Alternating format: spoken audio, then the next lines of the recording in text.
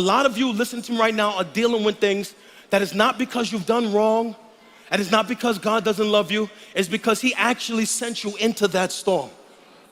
It's the same way the Spirit of God led Jesus into the wilderness to be tempted.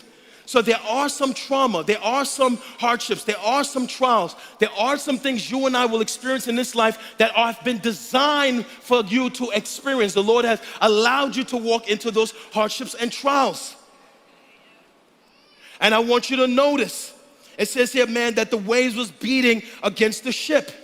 This is very powerful to me. That means there was rowing against resistance. This is very powerful because nowhere in the text does it say they try to turn around.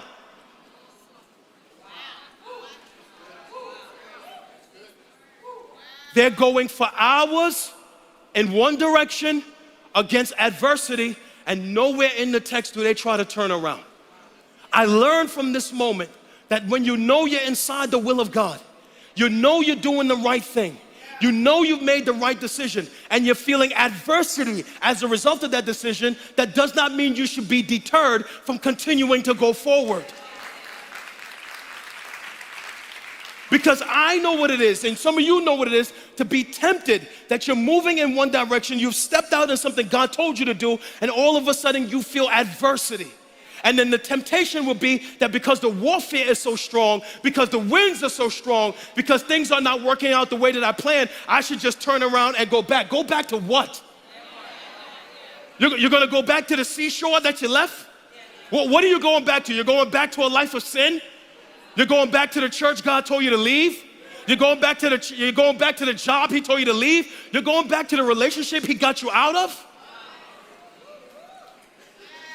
He told you to start the ministry and you're going to go back and abandon the ministry? Like, you have nothing to go back to, family. The only thing behind you is what is the season you have left.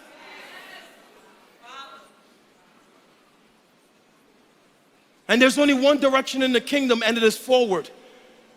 So not just because you feel adversity inside of God's will, that does not mean you should be deterred from going back to where you came from.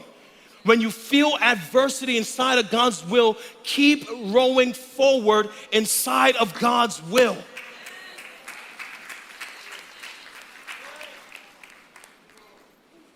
Verse 25.